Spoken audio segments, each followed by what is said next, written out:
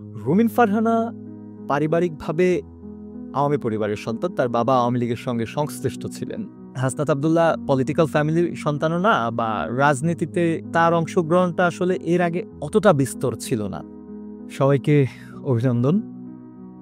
Social মিডিয়ায় একটা ব্যাপার নিয়ে আসলে খুব বেশি আলোচনা আমরা কিন্তু বর্তমানে দেখতে পাচ্ছি। আশা করছি আপনারাও দেখেছেন। এই মুহূর্তে আলোচনার তুঙ্গে রয়েছেন রুমিন ফারহানা এবং হাসনাত আব্দুল্লাহর একটা কনফ্লিক্ট। হাসনাত আব্দুল্লাহ রুমিন ফারহানাকে আওয়ামী লীগ বিএনপির আওয়ামী বিষয়ক সম্পাদক বলেছিলেন। রুমিন ফারহানাও সেটির একটি তীব্র জবাব দিয়েছেন। সেই জবাবটি হলো হাসনাত আব্দুল্লাহ দেখতে ডাকাতের মতো, এবং হাসনাত আব্দুল্লাহর ন্যারেশনটাকে রুমিন ফারহানা তুলে ধরেছেন। এই যে বিতর্ক জন্ম দিয়েছে, আমি সোশ্যাল মিডিয়ায় দেখলাম তরুণ প্রজন্মের অনেকেই আসলে রুমিন ফারহানার প্রতি বেশ বিরক্ত হয়েছে, এবং তারা হাসাহাসি করছে যে এই রুমিন ফারহানা আগে কোথায় ছিল। আজকে রুমিন ফারহানা কোয়েশ্চেন করে যে হুইজ হাসনাত আব্দুল্লাহ। এখন এখানে দুইটা বিষয় আমাদেরকে একটু ঠান্ডা মাথায় ভাবতে হবে। রুমিন ফারহানা পারিবারিকভাবে আওয়ামী পরিবারের সন্তান। তার বাবা আওয়ামী লীগের সঙ্গে সংশ্লিষ্ট ছিলেন। রুমিন ফারহানা চাইলে কিন্তু পারিবারিক সূত্রে তিনি আওয়ামী লীগের হয়ে থাকতে পারতেন, বা আওয়ামী লীগের মন্ত্রিপরিষদ বা সংসদীয় আসনে হয়তো তিনি থাকতে পারতেন। তিনি তো সেটি করেননি। তিনি বিএনপির সঙ্গে থেকেছেন। তিনি 16 বছর যতটা লোড না নিলেও হয়তো হতো, তিনি তো সেই লোড নিয়েছেন। পাশাপাশি হাসনাত আব্দুল্লাহ 5 আগস্টের আগে জীবনের একটা বড় ঝুঁকি নিয়েছেন। ঝুঁকি নিয়ে তিনি বিগত সরকারের প্রতিবাদ করেছেন, বিগত সরকারের বিরুদ্ধে দাঁড়িয়েছেন।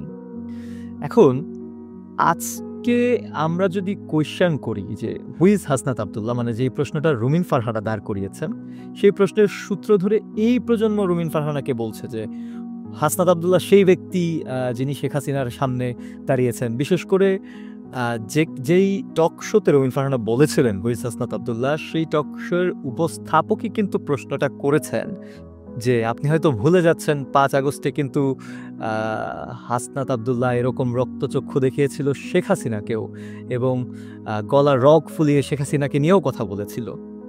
সেটা তো 5 আগস্টের আগে। বাট আপনি যদি রুমিন ফারহানার কথা চিন্তা করেন, রুমিন ফারহানা তো 16 বছরই আওয়ামী দুঃশাসন বা আওয়ামী লীগ সরকারের বিরুদ্ধে কথা বলে আসছিল। আপনি যদি মনে করেন যে এই কোয়েশ্চেনটা রুমিন ফারহানার করা ঠিক হয়নি যে হুইজ হাসনাত আব্দুল্লাহ, একই সাথে এখন সোশ্যাল মিডিয়ায় আপনারা যে কোয়েশ্চেনটা অ্যারাইজ করছেন হুইজ রুমিন ফারহানা, এই কোয়েশ্চেনটাও আসলে জায়গা পাচ্ছে না। তারা দুজনই একই আন্দোলনে একই লক্ষ্য নিয়ে রাজপথে ছিলেন, যদিও বর্তমান সময়ে তাদের মধ্যে মতাদর্শগত কনফ্লিক্ট দেখা যাচ্ছে। বাট আমার মনে হয় যে রুমিন ফারহানাকেও খুব একটা মাইনাস করার সুযোগ আসলে নেই। সেই জায়গা থেকে যদি আমরা দেখি, তাহলে রুমিন ফারহানাও কিন্তু একজন বিপ্লবী মানুষ। এখানে পুরো ব্যাপারটাই দুজন বিপ্লবীর মধ্যে সীমাবদ্ধ। হ্যাঁ, হাসনাত আব্দুল্লাহ এবং রুমিন ফারহানা তারা দুজনই বিগত সরকারের কিন্তু বিরুদ্ধে আচরণ করেছিল এবং বিগত সরকারের বিরুদ্ধে দাঁড়িয়েছিল। যদি লেন্থের কথা বলেন, সেক্ষেত্রে আমি অবশ্যই রুমিন ফারহানার লেন্থটাকে বেশি প্রায়োরিটি দিব। কারণ যেটা বললাম, পারিবারিক সূত্রে তিনি অনেক কিছু করতে পারতেন, আওয়ামী লীগের হয়েই থাকতে পারতেন। তিনি কিন্তু সেটা থাকেননি। কিন্তু আপনি যদি হাসনাত আব্দুল্লাহর হিস্ট্রিতে যান, এই জিনিসটা কিন্তু খুব আপনি কমই পাবেন। কারণ হাসনাত আব্দুল্লাহ পলিটিক্যাল ফ্যামিলির সন্তানও না, বা রাজনীতিতে তার অংশগ্রহণটা আসলে এর আগে অতটা বিস্তর ছিল না।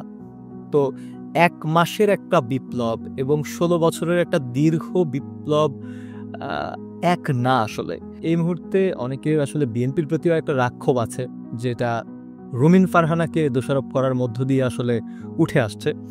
কিন্তু বাস্তবতা হচ্ছে এই আন্দোলন তো শুধু আগস্টে হয়নি। একটা আন্দোলনের আমরা যদি বলি এটার সমাপ্তি ঘটেছে জুলাই আগস্টে, বাট সে আন্দোলন কিন্তু চলছিল। আপনি যদি দেখেন বিএনপি বা অন্যান্য রাজনৈতিক দল, তারা যদি ছাত্র ইউনিয়নের কথাও বলি, তারা একটা দীর্ঘ সময় কিন্তু এই যে আওয়াজটা জুলাই উঠেছে, সেই আওয়াজটার ভাইসটা কিন্তু তারা দীর্ঘ সময় ধরে একটু একটু একটু একটু করতে করতে এই জায়গাটায় এসে থেমেছে।